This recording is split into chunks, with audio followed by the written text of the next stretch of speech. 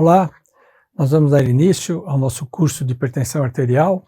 Hoje o meu tópico é conversar sobre conceitos de epidemiologia, diagnóstico e classificação da hipertensão arterial de uma forma mais sumária. Ao longo do nosso curso teremos vários tópicos específicos a respeito não só do diagnóstico, mas da abordagem, tratamento. Será um curso bastante prático e que tem uma aplicabilidade clínica extremamente importante.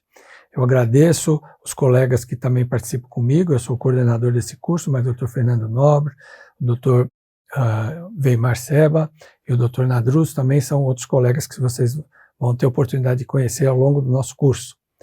A primeira parte é falar sobre o conceito de epidemiologia, mas eu queria, antes de tudo, dizer para vocês que eu sou cardiologista e sou nefrologista. Atualmente eu sou um médico colaborador do setor de cardiopatia hipertensiva da Unifesp, da disciplina de cardiologia, e também participo do corpo clínico do Hospital do Coração, da Associação Beneficente Síria de São Paulo. Não tenho nenhum conflito de interesse, embora eu faça prestação de assessoria técnico-científica a empresas farmacêuticas e de equipamentos, através de participação não só em comitês científicos, na elaboração de projetos de pesquisas, como também em palestras e seminários, mas que não vão interferir nessa apresentação desse nosso curso. É muito importante que a gente procure situar o problema, colocando para os senhores que as doenças cardiovasculares são a primeira causa de morte que nós temos no Brasil e no mundo. Se nós olharmos este slide que compara a mortalidade em 1990 comparado com 2020, e esse é um slide que foi feito na época dos anos 90, que já chamava a atenção que a primeira causa de morte sendo cardiopatia isquêmica e doença cerebrovascular, também punha para 2020 como a primeira causa de morte a cardiopatia isquêmica e doença cerebrovascular. Todas as outras doenças, de acordo com a evolução, sofriam reposicionamento na reclassificação para melhores condições, outras para piores, mas a cardiopatia isquêmica continuava sendo o grande campeão de mortes no Brasil e no mundo. Mais ou menos a cada 2 minutos alguém está morrendo de infarto ou AVC. E isso nós presenciamos como uma realidade na década de 20, né? Na década de 2020, bateu exatamente isso que eles colocavam como a probabilidade de permanência da cardiopatia isquêmica como primeira causa de morte, mas também a doença cerebrovascular. E vejam que nós estamos no ano de 2023 e ainda continua sendo a primeira causa. Por que será que isso acontece? Na realidade, a ideia desde 1990 é que se sabia que nós estávamos tendo uma transição epidemiológica dos fatores de risco de acordo com o estilo de vida das pessoas, de acordo com o meio ambiente, de acordo com uma série de detalhes. Então a gente sabe que essa transição mostrava para a gente que no passado se morria muito mais por doenças infecciosas. A expectativa de vida era mais baixa e também a urbanização era menor. O indivíduo se vivia muito mais em zona rural. Hoje nós sabemos que vivemos mais de uma forma urbana, em grandes cidades, em grandes aglomerações, com grandes competitividades, grande estresse, né? Embora de tudo isso a expectativa de vida nossa aumentou, porque a qualidade do atendimento médico comparado no passado e atualmente melhorou, mas também tem alguns outros preços que a gente paga de acordo com o comportamento. O tabagismo foi um grande problema que nós temos. Em São Paulo, hoje no Brasil, nós temos vamos dizer assim, uma vitória no controle do tabagismo. Ainda temos bastante fumantes, mas o Brasil conseguiu diminuir bem esse aspecto, ganhou até prêmio fora do Brasil dos programas de tabagismo que o governo brasileiro implementou, mas ainda nós temos um grande problema no jovem, principalmente do sexo feminino, onde o tabagismo está muito mais intenso. A atividade física é outro problema. Mais de 60% da população brasileira ela é sedentária. E isso interfere muito no desenvolvimento das doenças cardiovasculares. E os hábitos alimentares, a ingestão de gordura, a ingestão de excesso de carboidrato, que leva a ganho de peso, a ingestão de açúcares também, são todos fatores que levam à modificação e favorecimento de fator de risco. Também o estresse é outro aspecto.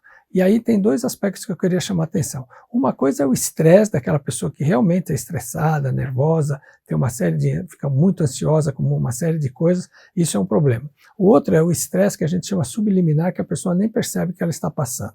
Cito como exemplo indivíduos que têm grandes posicionamentos muito importantes em determinadas empresas, onde eles têm um salário que condiz com sua qualidade de vida, com o que ele oferece para a família, e de repente ele vê a possibilidade de perder o emprego. Só a ideia de pensar o padrão de vida que ele vai ter que levar depois que ele perde o emprego já gera uma série de ansiedade, que isso modifica muito o eixo neuromoral de controle, de produção de substâncias que controlam o nosso aparelho cardiovascular.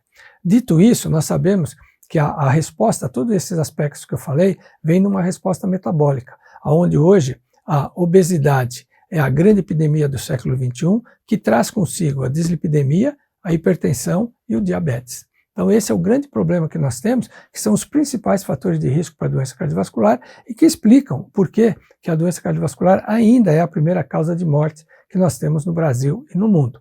Vejam vocês que aqui já no próximo de 2020, nós temos aqui o percentual da população de óbitos por causas causas cardiovasculares. Nós temos acidente vascular encefálico e também o infarto agudo do miocárdio como os principais, e não podemos esquecer também da insuficiência renal crônica, que também no nosso país, decorrente da maior incidência de diabetes e de hipertensão arterial, ela passou a ser um fator muito importante aqui dentro. Nesse aspecto de óbitos, eu quero chamar a atenção que, como eu falei, se a gente pegar os atestados de óbitos feitos no Brasil por morte por acidente vascular cerebral, infarto agudo do miocárdio, nós vamos ver que em 80% dos acidentes vasculares cerebrais está escrito lá, no segundo ponto, que é o que levou aquele desfecho foi hipertensão arterial. E o que levou ao desfecho infarto agudo do miocárdio, 60% é hipertensão arterial. Então isso é um dado que é muito importante, que a gente tem que levar em consideração na hora que nós temos que pensando em tratar a hipertensão arterial. Principalmente porque o controle da hipertensão arterial ainda é meio pobre na nossa população. Conceituando a hipertensão arterial, nós podemos dizer que ela é uma doença crônica não transmissível, ela está dentro das doenças crônicas não transmissíveis do governo, do Ministério da Saúde, que é definida por níveis pressóricos, em que os benefícios no tratamento não medicamentoso, tratamento medicamentoso, superam os riscos de você manter aquela pressão naquele nível. Trata-se de uma condição multifatorial que depende de fatores genéticos e epigenéticos, ambientais e sociais, que é caracterizada por elevação persistente da pressão arterial, seja a sistólica, que vai ser maior ou igual a 140 milímetros de mercúrio, e a diastólica, que é maior ou igual a 90 milímetros de mercúrio. Isso é um número onde se relaciona a relação risco cardiovascular e aumento de pressão, já a partir de 115 por 75, à medida que aumenta a pressão, aumenta o risco cardiovascular. Mas, sem dúvida nenhuma, quando nós atingimos o valor de 140 por 90, essa relação se torna muito mais acentuada, daí a ideia da Organização Mundial de Saúde estabelecer o número de 140 por 90 como ponto de corte de normotensão ou hipertensão em população adulta.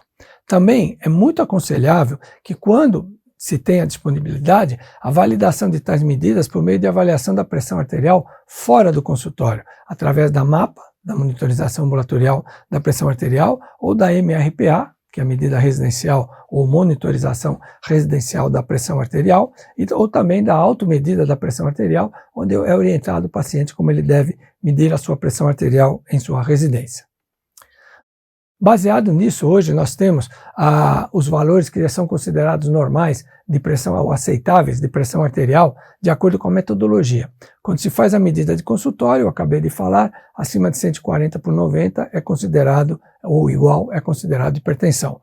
Mas pela monitorização ambulatorial de pressão arterial, nós temos 3 medidas que nós podemos analisar. A média de pressão arterial nas 24 horas, que tem que ser abaixo de 130 por 80, a média da pressão arterial durante a vigília, o período que o indivíduo está acordado, que tem que ser abaixo de 135 por 85, e também durante o sono, essa pressão arterial tem que ficar abaixo de 120 por 70. Esses são os valores considerados aceitáveis pela monitorização ambulatorial da pressão arterial.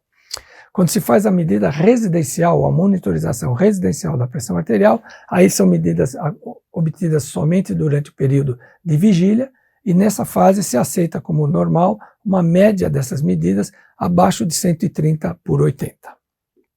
Vejam que se nós olharmos a prevalência de hipertensão arterial, na população brasileira nós estamos em torno de 35% da população adulta portadora de hipertensão arterial. E esses são estudos que nós temos em outros países que também colocam esse percentual em torno de 35%, sendo mais comum em homens, 37,5%, e em mulheres na faixa de 32%. Isso seriam os valores que a gente tem em estudos, né? Mais de 40 estudos realizados, compilados, se dá esse tipo de percentual de prevalência de hipertensão arterial. No Brasil, nós temos, na realidade, dependendo do tipo de medida que se faz, o percentual. Quando a gente fala pesquisa por a pressão arterial por autorreferido, o que é isso? É através de um programa que existe no Governo da Saúde chamado Vigitel, onde se telefona para o familiar através de uma amostragem populacional, se telefona e se pergunta se o indivíduo sabe se tem hipertensão ou não tem, se trata ou não trata a hipertensão arterial. Então, pelo Vigitel, nós temos um total de 21,4% de hipertensos adultos, sendo que no sexo masculino é 18% e aqui no sexo feminino, pelo Vigitel de comunicação, a mulher informa melhor a situação dela de hipertensão arterial.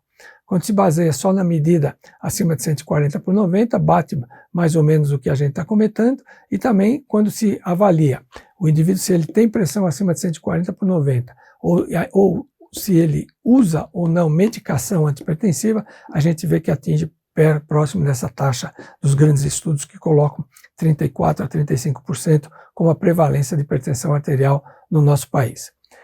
Esse valor tem que ser levado em consideração todos esses determinantes que eu falei. A hipertensão é uma doença multifatorial e multigênica. Então, existem determinantes sociais, existem determinantes ambientais e determinantes genéticos que levam o indivíduo à interação desses determinantes, levando ao aumento da pressão arterial. Quando nós falamos de determinantes sociais, tem que ter em conta o nível socioeconômico da população. Isso vai determinar o tipo de alimentação, o tipo de orientação, o tipo de educação, o tipo de informação que essa pessoa vai receber em relação à sua pressão arterial, o tipo de emprego que essa pessoa faz, o tipo que ela trabalha, né? E a chance que ela tem de fazer acesso ao sistema de saúde e sistema de saúde de qualidade, que a gente sabe que, infelizmente, no nosso país ainda nós carecemos de uma equiparação na qualidade de atendimento à saúde de toda a nossa população. Então, indivíduos em determinadas regiões do Brasil, indivíduos de poder aquisitivo menos favorecidos, esses sofrem mais na busca do seu atendimento médico. Do ponto de vista ambiental, é muito importante o aspecto da dieta. E da dieta eu reservei uma aula especial sobre sal, porque eu acho que ele é um dos grandes componentes que a gente tem na determinação da manutenção, falta de controle da hipertensão arterial. E ainda da parte genética, nós sabemos que existem múltiplos genes que são responsáveis pela modificação do nosso organismo, pelo aparecimento de fenótipos intermediários da hipertensão arterial que levam ao aumento da pressão. Eu cito exemplos, por exemplo, existem genes que a gente sabe, eu vou comentar em outras aulas, que a gente sabe que esses genes determinam que o nosso rim não manipula adequadamente a sobrecarga de sal que recebe. Com isso, o indivíduo que come mais sal demora mais tempo para jogar fora, esse sal retém líquido, expande volume e é um dos fatores que não controla a pressão. Outros genes determinam que o nosso vaso, diante de determinados estímulos vasoconstritores, ele possa contrair mais ou menos no vaso. No caso do hipertenso, ele diante de um estímulo adrenérgico, ele contrai com muito mais força, levando um aumento maior da pressão arterial. Também o equilíbrio na produção de substâncias vasodilatadoras, como por exemplo o óxido nítrico ou as catecolaminas, depende também de padrões genéticos ou epigenéticos que nós temos. Também eu chamo a atenção que um aspecto importante que é colocado neste slide é a programação fetal. Nós sabemos que, na dependência do tipo de gestação, do tipo de mãe, nós temos uma reprogramação intraútero dos fatores de risco. Então, uma criança que nasceu de uma mãe numa idade mais avançada, de uma mãe que tem diabetes, de uma mãe que tem dislipidemia ou que não controla a dislipidemia adequadamente, ou hipertensão, ou ainda tabagismo, existe uma reprogramação intraútero desses fatores que fazem com que a criança, ao nascer, ela cresça e ela, comparado com uma criança que é filho de mãe que não tem nada desses problemas que eu falei, ela tem maior risco de desenvolver não só a hipertensão arterial, mas também a doença cardiovascular. Qual seria o impacto da hipertensão arterial sobre as doenças cardiovasculares? Por se tratar de uma condição frequentemente assintomática, a hipertensão arterial costuma evoluir com alterações estruturais e inicialmente funcionais dos vasos e dos órgãos-alvos, principalmente o coração, o cérebro e os nossos rins. Tá? Ela é o principal fator de risco modificável com associação independente, linear e contínua com as doenças cardiovasculares, com as doenças renais, as doenças cerebrais e também a morte prematura. Ela associa-se a fatores de riscos metabólicos para as doenças do sistema cardiocirculatório e renal, como a dislipidemia, a obesidade, principalmente a obesidade abdominal no homem e a obesidade na região de nádega e coxa nas mulheres, intolerância à glicose e o diabetes mellitus. Mas não é só a hipertensão per se que aumenta o risco cardiovascular. Eu comentei com os senhores que o risco cardiovascular aumenta a partir de 115 por 75 de pressão arterial. E nós sabemos que os indivíduos, se a gente pegar esses indivíduos até a faixa da pressão arterial abaixo de 140 por 90, é o que nós chamamos do pré-hipertenso. E esse pré-hipertenso, se ele for dividido entre indivíduos com pressão arterial entre 120 a 129 por 80 a 84, a gente chama isso de pré-hipertenso tipo 1.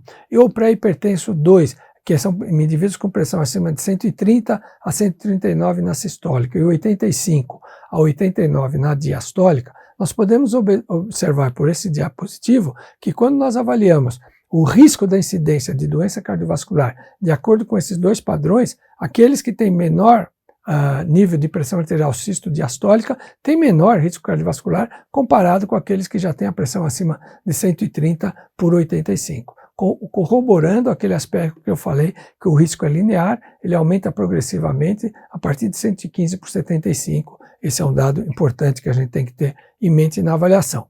E qual é a chance que o indivíduo tem de morrer por hipertensão? Nós sabemos o seguinte, isso é um dado muito grande de Levington, com mais de 1 milhão de pacientes, onde eles observaram que se você tiver um aumento de mais de 20 milímetros na sistólica e 10 na diastólica, a cada 20 milímetros de aumento na sistólica ou 10 de aumento na pressão diastólica, eu dobro o risco cardiovascular dessa pessoa. Então vejam que importante essa informação. Então, pequenas oscilações de pressão de 10 milímetros de mercúrio na pressão diastólica já dobra o risco cardiovascular. Daí a importância de a gente procurar reduzir a pressão e tratar também do que a gente chama de risco residual, trazendo o nível de pressão para o mais baixo possível e tolerável para o paciente. Na minha concepção, o nível mais baixo é aquele compatível com uma perfusão tecidual adequada, que existem vários meios da gente medir essa perfusão tecidual, seja pela história clínica, seja pelo exame físico ou pelos exames complementares que vocês vão ter oportunidade de ver ao longo deste curso, né? Nós também sabemos que a importância da redução dessa pressão arterial, apesar de tudo que eu já falei, nós sabemos que ela é responsável por quase 10 milhões de mortes no mundo todo. Cada redução de 10 milímetros na pressão, como eu falei, aumento de 10 milímetros dobra o risco cardiovascular. E se eu reduzir 10 milímetros na pressão arterial, na pressão diastólica desse paciente, ou aqui no caso na pressão sistólica, eu tenho 20% de redução em eventos cardiovasculares, 17% em doença coronária, AVC é o que tem maior impacto, AVC e insuficiência cardíaca, na faixa de 27%, 28%, e a mortalidade por todas as causas, uma redução significativa de 13%. Só isso explica a importância que nós temos no tratamento desses nossos pacientes hipertensos. Muito bom. E como é que eu faço o diagnóstico? É só uma medida de pressão? Nós temos que ter em mente que na hora que eu vou fazer o diagnóstico do nosso paciente hipertenso, eu tenho que levar em consideração vários aspectos. Aspectos da investigação clínica desse paciente, da investigação através da história, através do exame físico, através dos exames de rotina e exames complementares. Com isso eu vou conseguir fechar o diagnóstico da hipertensão e o estadiamento desse paciente hipertenso também. Então, no objetivo, em primeiro lugar, confirmar a elevação da pressão arterial e firmar o diagnóstico de hipertensão. Nós vamos comentar um pouquinho sobre isso. Identificar, muito importante, que além de confirmar, eu tenho que identificar se esse paciente, além da hipertensão, que é um fator de risco, se ele tem outros fatores de risco associados à sua doença. Avaliar também o quanto essa hipertensão afetou o que a gente chama de órgãos-alvos, principalmente o coração, os rins, o cérebro, o fundo do olho e os vasos de modo geral. Quando possível, diagnosticar outras doenças associadas à hipertensão que podem estar corroborando para aumentar o risco cardiovascular. A mais clássica nessas daí seria o diabetes mellitus, O hipertenso com diabetes mellitus, ele tem muito maior risco cardiovascular do que o hipertenso sem diabetes mellitus. E também, com tudo isso em mãos, a gente consegue estratificar o risco cardiovascular, como eu vou comentar com os senhores. E quando possível, nós sabemos que dessa quantidade de hipertensos que eu falei, 35%, em torno de 3 a 5% desses pacientes têm o que a gente chama de hipertensão arterial secundária, que pode ser pura, o indivíduo ser hipertenso só por causa daquela hipertensão secundária, ou ela está sobreposta a uma hipertensão arterial primária. De um modo ou de outro, é muito importante a identificação, porque numa situação pode provocar a cura da hipertensão arterial, e em outra situação pode provocar um melhor controle dos níveis pressóricos, quando a gente consegue excluir ou tratar melhor esse aspecto secundário da hipertensão arterial primária. Bom, para o diagnóstico, é muito importante, quando nós falamos medida da pressão, que a gente não se baseie numa única medida. É muito importante 2 ou mais medidas de pressão, se possível em 2 ou mais ocasiões diferentes. É lógico que em determinadas situações o paciente já vem contando que é hipertenso, já vem contando que toma remédio, você já está medindo pressão, já está com níveis altos, você já tem evidências de dano de órgão-alvo, você não precisa ficar esperando uma nova consulta para fazer o diagnóstico. Principalmente naqueles que vêm sem história, que têm o nível de pressão mais alto no consultório, eles devem ser vistos melhor numa outra ocasião, em consulta, ou também procurar fazer as medidas fora do consultório, através dessas que eu comentei, como a MAPA, a MRPA, a automedida da pressão arterial. Elas são muito importantes na confirmação da hipertensão e também muito importante para que a gente possa identificar se esse indivíduo, além da hipertensão, ele tem uma coisa chamada hipertensão do avental branco, que vamos ter aulas específicas sobre isso, mas são aqueles indivíduos que são normotensos e que na presença do profissional de saúde a pressão está mais alta. Sai do consultório, a pressão abaixa. Esse é a hipertensão do avental branco. E existe o que a gente chama de efeito do avental branco, que é aquele indivíduo que é hipertenso, mas na presença do profissional de saúde ele fica mais hipertenso ainda. Esse é o efeito do avental branco. E existe o contrário, que é aqueles indivíduos que no consultório tem pressões arteriais normais, mas você identifica a possibilidade de ter dano de órgão-alvo, como o eletro dele tem uma hipertrofia, o eco demonstra isso também, tem alterações de retina, tem alguma alteração renal, tem alguma coisa que chama a atenção que aquela pressão normal no consultório pode não ser normal fora do consultório. Aí advém a necessidade da medida residencial da pressão ou da MAPA. Eu particularmente prefiro fazer a MAPA, onde eu consigo identificar também, isso quando possível, eu posso identificar também o comportamento da pressão arterial desse paciente durante o sono.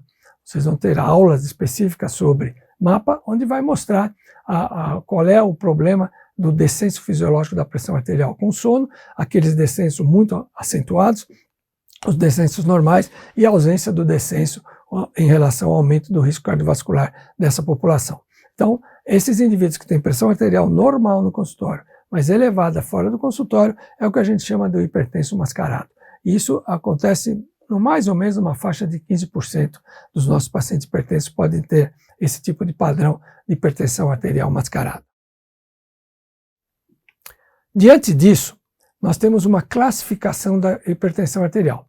Tem classificação baseada pura e simplesmente na medida da pressão, quando a gente identifica, como nós temos também a avaliação, não da classificação da pressão, mas a classificação do risco adicional que esse paciente tem, se ele tem hipertensão, mais baixo risco, médio risco ou alto risco, como nós vamos ver mais adiante. Mas aqui nós temos a classificação. Então hoje, o indivíduo que tem uma pressão de consultório, abaixo de 120/80, onde a gente já identificou considerou todos esses aspectos que eu falei anteriormente. Abaixo de 120/80 é o nível de pressão ótima, normal entre 120 e 129/80 a 84 de pressão, e o pré-hipertenso é aquele entre 130 e 139, 85 a 89. Acima disso, acima de 139/89, nós chamamos de estágio 1, quando essa pressão vai até 159/99. Acima de 159/99, quando essa pressão vai até 179/109, nós chamamos de estágio 2. E acima de 180 e acima de 110 na diastólica, nós chamamos de hipertensão estágio 3. Bom, tendo essa classificação em mente, hipertensos, pré-hipertensos, hipertensos estágio 1, estágio 2, estágio 3, E se eu levar em consideração se esse indivíduo tem fator de risco adicional, se ele tem 1 ou 2 fatores de risco, se o indivíduo tem mais que 2, 3 fatores de risco ou tem dano de órgão-alvo, vocês têm essa tabela que está bem apresentada em nossas diretrizes, onde mostram que se o indivíduo, mesmo com pressão normal, na dependência do fator de risco adicional e na dependência de comorbidade associada, ele pode ser classificado como sem risco adicional, risco baixo, risco moderado ou risco alto, levando em conta que todo indivíduo estadio 3, ele é sempre considerado de alto risco, acima de 180 por 110, é um indivíduo que tem que ser sempre considerado como indivíduo de alto risco cardiovascular. Então esse é uma tabelinha que a gente usa muito na nossa prática clínica para avaliar a intensidade e a precocidade na intervenção medicamentosa e não medicamentosa do nosso paciente hipertenso. Essas são as indicações, como eu falei, nós vamos ter aulas específicas, mas aqui fechando o nosso aspecto de avaliação do comportamento da pressão, as principais indicações para a monitorização ambulatorial da pressão é a hipertensão de consultório, a avaliação da hipertensão resistente, hipertensões episódicas, o indivíduo conta que às vezes a pressão sobe, às vezes não sobe, avaliação de efeito terapêutico antihipertensivo, quando existirem dúvidas no controle da pressão arterial nas 24 horas, e outros sintomas sugestivos de hipotensão, como suspeita de disfunção autonômica, episódios de síncope e assim por diante. É muito importante essa avaliação do efeito terapêutico, porque hoje em dia, às vezes, eu tendo uma visão da monitorização ambulatorial da pressão, ou seja, a medida de consultório eu digo que é a fotografia da pressão, e a medida da pressão arterial nas 24 horas é o filme da pressão arterial do paciente. Às vezes, na dependência do momento onde essa pressão está mais alta, eu só modificando o tipo de medicamento ou o momento da tomada do medicamento, eu já sou capaz de produzir uma redução da pressão, onde as médias pressóricas desse paciente nas 24 horas vai ficar abaixo de 130 por 80, sem haver a necessidade de modificar remédios, ficar trocando tipos de remédios. Às vezes só o reposicionamento, isso é o que a gente chama de cronoterapia. E também ajuda, a MAPA permite muito esse tipo de identificação. Quais os exames básicos que nós fazemos nesse paciente? Nós temos isso tudo dentro das nossas diretrizes, mas basicamente nós procuramos identificar, fazer análise de urina, fazer a avaliação do potássio desse paciente, porque ele vai permitir também potássios baixos, vocês vão ver quando dermos as aulas de hipertensão secundária, é muito importante. A presença da creatinina, estimação do clearance da creatinina, da taxa de filtração glomerular, para que a gente possa ter uma ideia melhor da função renal. A glicemia de jejum e a hemoglobina glicada são fundamentais nesse nível de avaliação. A presença e identificação de outro fator de risco muito importante para a doença cardiovascular, que são os lípides, né? Colesterol, triglicérides e assim por diante. Ácido úrico, sempre foi muito discutido se o ácido úrico era um fator de risco, mas na realidade hoje a gente sabe que ele é. Existem estudos que mostram que o ácido úrico elevado ele tem relação com doença arterial coronariana e também com maior dano renal na progressão da doença hipertensiva. E sem dúvida o eletrocardiograma é a base fundamental inicial de avaliação da presença da hipertrofia ventricular esquerda ou de outras arritmias importantes, que nós vamos ver também, mas a mais importante que a gente tem na hipertensão arterial é a fibrilação atrial. Então isso é muito importante na avaliação do nosso paciente. Bom, então, do ponto de vista de exames complementares, além desses que eu falei, nós temos que os pacientes hipertensos diabéticos ou hipertensos com a síndrome metabólica, com 3 ou mais fatores de risco, é muito importante a pesquisa do que a gente chama da microalbuminúria. É a relação albumina-creatinina, a relação de uma amostra de urina isolada, onde se dosa a albumina em miligramas e a creatinina em gramas, e a relação albumina-creatinina em miligramas de albumina por grama de creatinina é o marcador mais precoce na identificação do comprometimento renal no paciente hipertenso e no paciente diabético. Hoje, eu pegar um indivíduo diabético e não fazer a pesquisa de microalbuminúria é uma má prática médica. É muito importante que a gente faça. Uma só microalbuminúria não quer dizer nada. Nós temos que fazer uma série de microalbuminúrias que seja no período de 1 mês ou 2 meses, onde a gente faz 2, 3, 4 medidas de microalbuminúrias e a gente consegue identificar se ela é persistente. Por quê? Porque existe remissão espontânea e existe o aparecimento dela também espontaneamente, dependente de uma série de coisas, dependente de uma dieta hiperproteica, dependente de um exercício mais extenuante, dependente de um quadro gripal, principalmente se houver febre. Então tudo isso pode mexer com a albumina e é muito importante que a gente faça essa avaliação nos nossos pacientes. O normal é que essa albuminúria fique abaixo de 30 mg por grama. Vejam, 30 mg por grama de creatinina é um marcador, ponto de corte, entre o indivíduo ter ou não ter dano renal. Se eu for avaliar essa relação com doença cardiovascular, a partir de 15 existe a relação de aumento do risco cardiovascular desses pacientes. Então é muito importante que a gente tenha essas medidas. Se eu tiver um paciente, 30 mg por grama de creatinina, não, então não tem abaixo disso, mas então ele não tem dano renal, perfeito. Mas será que ele tem dano cardiovascular? Vai olhar os outros dados que provavelmente a gente vai encontrar já um aumento do risco cardiovascular desse paciente. Pacientes com glicemia entre 100 e 125, recomenda-se determinar a glicemia 2 horas após sobrecarga oral de glicose, porque é nessa faixa de 100 a 125 que nós identificamos muito mais os indivíduos ditos intolerantes à glicose, que são os chamados pré-diabéticos, que é muito importante. Nos hipertensos estágio 1 e 2, que não têm hipertrofia ventricular ao eletrocardiograma, deve sempre se considerar a avaliação pelo ecocardiograma, que ele é muito mais precoce na identificação dessas alterações. E para hipertensos com suspeita clínica de insuficiência cardíaca, considerar a utilização do ecocardiograma na avaliação da função sistólica e da função diastólica desse paciente, sem dúvida nenhuma. Quando eu vou pensar que esse indivíduo possa ter hipertensão arterial secundária? Quando nós temos os extremos da vida. A hipertensão começou muito precocemente na nossa faixa etária, antes dos 30 anos de idade, ou acima dos 50 anos de idade. Essa é uma dica. A outra é nos indivíduos que apresentam hipertensão arterial resistente à terapia. Vocês vão ter aula específica sobre hipertensão arterial resistente também. A tríade do feocromocitoma, sudorese, palpitação, cefaleias em crise, deixa eu pensar em feocromocitoma, mas também eu chamo a atenção que o padrão mais comum de aparecimento do feocromocitoma é o que está imediatamente acima, que é a hipertensão arterial resistente à terapia, é o padrão que mais aparece, o feocromocitoma. O uso de medicamentos e drogas que possam elevar a pressão arterial, como anti-inflamatórios, como descongestionantes nasais, como algumas outras substâncias que podem ter a capacidade de produzir vasoconstrição. Ou também pelo aspecto clínico do paciente físico, você vai olhar o facies do paciente, o biotipo de doença que possa cursar com hipertensão arterial, como a doença renal, geralmente numa fase mais avançada aparece um facies amarelo palha, algum tipo de edema, o hipertireoidismo também, com exoftalmia, a acromegalia também, o tipo físico, e a síndrome de Cushing, são aspectos que clinicamente a gente pode identificar essas síndromes nos nossos pacientes hipertensos.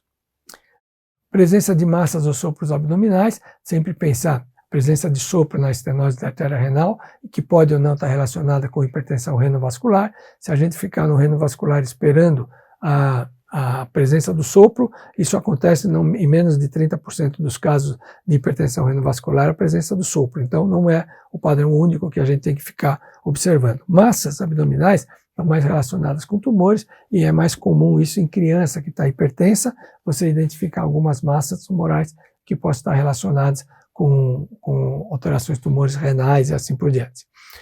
Assimetria de pulsos femorais, também pensando na possibilidade do indivíduo ter algum tipo de aneurisma, algum tipo de obstrução arterial, que pode modificar essas alterações. Aumento da creatinina do ponto de vista de função renal. A hipopotassemia espontânea ou induzida por diurético, pensar na possibilidade de hiperaldosteronismo. Nós vamos ter uma aula específica sobre hiperaldosteronismo e vocês vão ver que a grande maioria dos hiperaldos não corre com potássio baixo. Então, potássio baixo é só numa fase muito avançada da doença que isso acontece. E um exame de urina onde eu vou identificar proteinúria ou hematúria.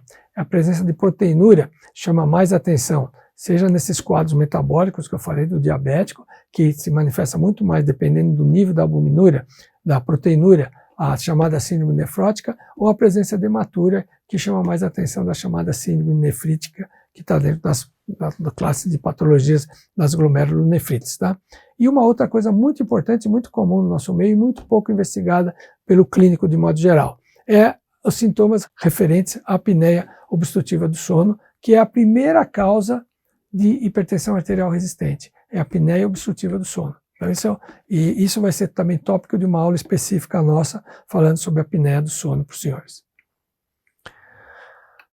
Nós também sabemos que existem outros fatores de risco, além dessas lesões de órgão-alvo e da pressão arterial, existem outros fatores de risco muito importantes que têm que ser levados em consideração na avaliação. O tabagismo, as dislipidemias, o diabetes, as nefropatias e idade acima de 60 anos. Esses são só chamados fatores de risco maiores, que tem que ser sempre pensado quando nós participamos da avaliação do nosso paciente e principalmente quando esse paciente está nesse grupo e vem para você com uma forte história familiar de hipertensão arterial ou de doença cardiovascular principalmente.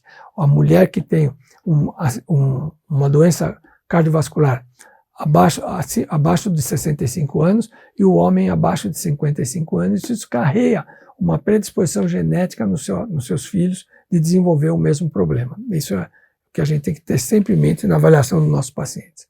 Outros fatores importantes que nós temos pode ser feito pela relação cintura-quadril, que também pode dar uma ideia da síndrome metabólica desse paciente, principalmente a circunferência abdominal aumentada, acima de 94 no homem, 88 na mulher, mostra um fator de risco aumentado para esse paciente. Eu já falei da microalbuminúria e da tolerância à glicose e da hiperuricemia. Além do que a proteína C reativa hoje, ultrassensível, ela é mais um marcador inflamatório e ela se relaciona com doença aterosclerótica, sem dúvida nenhuma. Além da medida da pressão, além da identificação de fatores de risco associados, como eu falei, existe também a importância da identificação de lesões em órgãos-alvos desses pacientes. Então, a hipertrofia ventricular esquerda, a angina de peito ou infarto agudo do miocárdio prévio também identifica dano de órgão-alvo, a revascularização miocárdica, a insuficiência cardíaca, o acidente vascular cerebral, a isquemia cerebral transitória, alterações cognitivas ou demenciais são importantes, que têm que ser levadas em conta, nefropatia, doença vascular arterial, principalmente de extremidades, e a retinopatia hipertensiva, principalmente a presença de hemorragia, exudato ou papiledema nos nossos pacientes hipertensos, chama a atenção da importante dano de órgão-alvo nesses pacientes. Para pacientes com 3 ou mais fatores de risco para doença cardiovascular, considerar esses marcadores mais precoces de lesão de órgão-alvo. Aquilo que eu mostrei são aquilo que a gente tem na nossa prática clínica diária, mas os marcadores mais precoces, eu já falei, microalbuminúria é um deles, e parâmetros ecocardiográficos, como a remodelação ventricular, a presença de disfunção diastólica com aumento do átrio esquerdo. Então, a presença de disfunção diastólica por si só, ela não caracteriza um dano de órgão-alvo por hipertensão no coração, mas se é diante de um quadro onde existe um aumento do átrio esquerdo e uma dilatação, uma disfunção diastólica, isso já caracteriza uma identificação de dano de órgão-alvo mais precocemente do que esperar a hipertrofia ventricular esquerda nesse paciente. A outra coisa é a espessura média intimal da carótida, mesmo antes de aparecer a placa, acima de 0,9, já é um marcador mais precoce de dano de órgão-alvo. E hoje a rigidez arterial, vocês vão ter a oportunidade de ter uma apresentação, provavelmente do Dr. Weimar, que vai falar com os senhores sobre as técnicas que nós temos para avaliação da rigidez vascular e da saúde vascular do nosso paciente, que sem dúvida nenhuma, daqui para frente vão estar cada vez mais em evidência à medida que os equipamentos que fazem esse tipo de avaliação se tornarem mais viáveis à avaliação na nossa prática clínica diária, como também a função endotelial. Então, diante disso, aquela classificação que eu falei de risco adicional, pode ser que eu não identifique nenhum dos outros fatores de risco que eu mostrei no slide anterior, falando de relação de risco, mas quando eu já tenho alteração de rigidez, quando eu já tenho velocidade de onda de pulso alterada, quando eu já tenho a microalbuminúria, isso são marcadores que podem modificar essa estratificação do risco no meu paciente. Ele pode ter taxa de filtração glomerular normal, ele pode ter a creatinina normal, mas se você olhar tamanho de rim normal, mas se ele já tiver a microalbuminúria, ele muda o dano de órgão-alvo dele, onde a ausência de dano para a presença de dano de órgão-alvo. A mesma coisa se eu tenho um coração que não tem hipertrofia, mas tem disfunção diastólica com aumento de átrio esquerdo. Ele já muda o padrão dele para um padrão de dano de órgão-alvo. Daí a importância que a gente tem que levar em consideração de que os riscos, a doença cardiovascular nada mais é do que a gente pode imaginar um tremendo iceberg, onde eu só consigo enxergar a ponta do iceberg. Então, na doença cardiovascular, essa ponta do iceberg nada mais é do que a hipertensão, o diabetes, a dislipidemia, ou a insuficiência cardíaca, o infarto agudo do miocárdio, o acidente vascular cerebral, a microangiopatia, tudo. Mas sob isso, ainda não identificado, existe uma série de outros fatores. Hoje em dia, nós conseguimos identificar muito bem o pré-hipertenso, o sobrepeso, o indivíduo que tem a disglicemia, que é aquela glicemia entre 100 a 125, com o teste de tolerância alterado, o índice de incrementação, ou aumentation index, e a pressão arterial central, é uma coisa que está sendo incorporada também como dano de órgão-alvo, a velocidade de onda de pulso, o índice de tornozelo braquial e, como eu falei, a espessura média intimal da carótida. E muito antes disso também já se dá para se prever se esse indivíduo vai ou não desenvolver o risco cardiovascular e a doença cardiovascular no futuro, de acordo com, já dentro da vida intrauterina, como eu falei, a reprogramação intraútero de fator de risco, e no nascimento, dependendo do tipo de qualidade de vida que essa criança leva, do ponto de vista alimentar, do ponto de vista comportamental, e na dependência da família que ela nasceu, ela vai ter maior ou menor chance de desenvolver doença, e cada vez mais a gente procura fazer a avaliação desses pacientes o mais precoce possível. Para terminar, eu chamo a atenção dos senhores que, na realidade, nós estamos falando de hipertensão, nós estamos falando de doença coronariana, e a gente sabe que o principal fator é a chamada aterosclerose. Nós, profissionais, estamos tratando muito bem o indivíduo a partir da quarta década, quando ele tem uma lesão complicada, seja uma placa, um infarto, uma obstrução de artéria, mas a gente tem que levar em consideração que desde a primeira década de vida, como eu comentei anteriores, mesmo antes do nascimento, a gente tem condições de identificar esses pacientes. Naquela população que eu comentei, de mãe fumante, mãe dislipêmica, a criança, fetos que não progrediram para o nascimento, que morreram antes, e quando se analisou a aorta desses fetos, se observado que esses fetos tinham muito mais tecido gorduroso, infiltração gordurosa na parede da aorta desses fetos, comparados com fetos que morreram de mães que não tinham a dislipidemia, que não tinham essas alterações que eu comentei, mostrando que talvez isso aconteça bem mais precocemente, mesmo dentro da vida intrauterina. Então, esses são os aspectos que eu queria comentar sobre o aspecto do diagnóstico, da conceituação, dos aspectos epidemiológicos e da investigação preliminar do nosso paciente com hipertensão arterial. Eu agradeço a todos pela atenção e um bom curso de hipertensão arterial junto com os nossos colegas. Muito obrigado.